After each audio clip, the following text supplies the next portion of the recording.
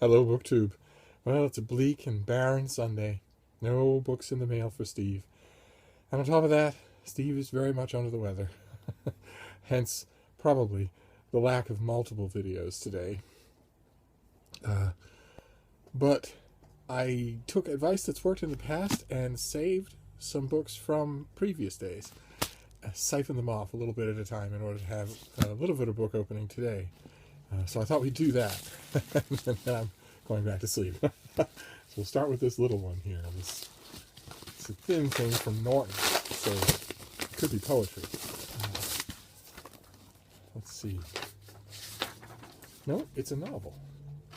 It's by Kate Southwood, and it's called Evensong.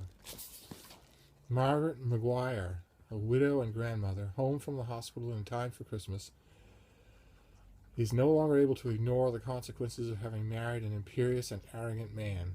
Despite her efforts to be a good wife and mother in small-town Iowa, her adult children are now strangers to one another, past hope of reconciliation. Margaret's granddaughter could be the one to break the cycle, but she can't do it without Margaret's help. It's time to take stock, to examine the past, even for Margaret to call herself to account. Okay, it's a slim thing. It's due in May, and the author lives in Oslo. I'll have to check online and see if there's any hint of whether or not she's had time in Iowa. Like, for instance, at the Iowa Writers' Workshop. Let's move on. Let's go to the next one. Okay. This is by Jonathan Lear, and it's called Wisdom Won from Illness. And the subtitle is Essays in Philosophy and Psychoanalysis. That's interesting. That's heady stuff. This is listed for the 2nd of January. And that's a shame. This is Harvard University Press. This is listed for the 2nd of January, but the 2nd of January means no one's going to review this. Aside from the specialty journals, no one's even going to know it exists. That's too bad. I will read it in the new year and maybe review it myself. Because that's just timing, that's all.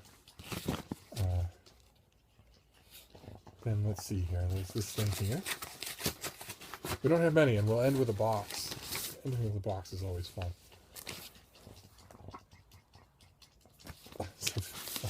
A fake newspaper as part of the publicity information for this thing, which is what? The Pavilion of Former Wives by Jonathan Baumbach.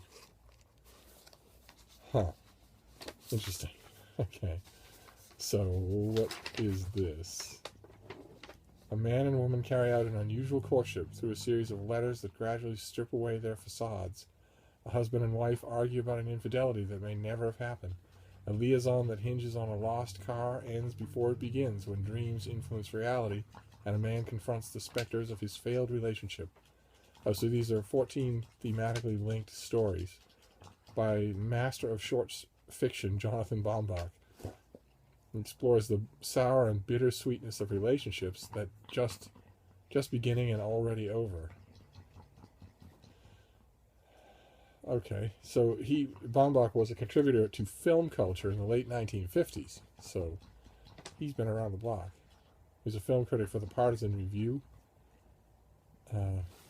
He's mostly a film critic.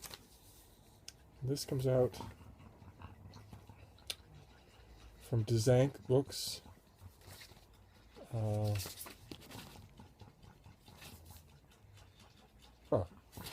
Might be out already. I'll have to look it up. It's fiction, so it's out of I'll put the newspaper somewhere. I don't know where. It's too big to use for a bookmark. It's out of contention for the rest of November, of course. Aside from the occasional romance or Star Trek novel, I'm only reading nonfiction for November. Oh my, okay. Does this have a pub sheet? No, it does not have a pub sheet. Well, it doesn't matter. This is Furry Logic, The Physics of Animal Life. This is by Martin Durrani and Liz Callagher.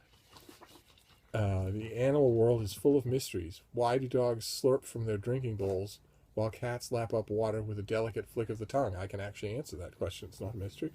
How does a tiny turtle hatchling from Florida circle the entire North Atlantic before returning to the very beach where it hatched? I actually know the answer to that one too. That also is not a mystery. And how can a Komodo dragon kill a water buffalo with a bite that is only as strong as a domestic cat's? That also is not a mystery. That answer is no. Their bites are poisonous. Their saliva is not an actual poison, but it's a horrible thing. You're bitten by one of them, you stay bitten.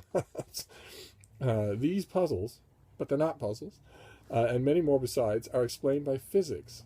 From the heat and light and electromagnetism, furry logic unveils the ways that animals... okay, so they're saying they only appear to be puzzles. That's good. Oh, that's fun. And this is a color... an insert of color photos, as well as the physics of a dog shaking water off their back. No pub sheet, but I don't think this is coming out this year. I'll have to look that up as well. And then last, we've got this. We've got a box.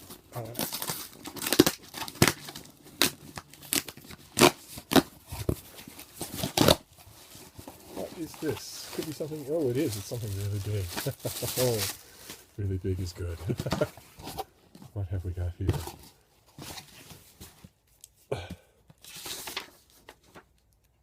Success and Suppression, Arabic Sciences and Philosophy in the Renaissance, by Dag Nicholas Hasse. Oh, baby, you're blocking the camera. Don't block the camera. Don't bump into the camera either. That's exactly what you're going to do next. This comes out in November. Oh, too bad. This is also going to get ignored. People are gone. The book world is shutting down in November. And by the time they come back in mid-January, they're going to be interested in February's books. Certainly not... what is this? This is immense. This is certainly not a 700-page study of historical science.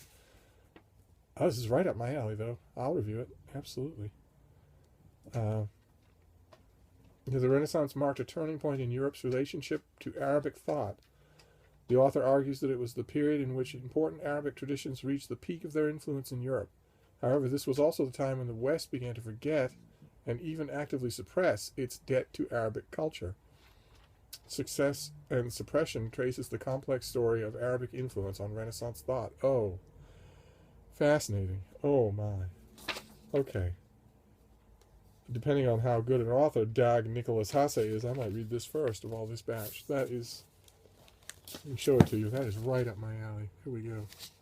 Nice big book that is almost certain to be ignored. That's too bad. Well, I won't ignore it. Then we'll have to hope that that is enough. And there you go. A bleak and barren mail haul for you.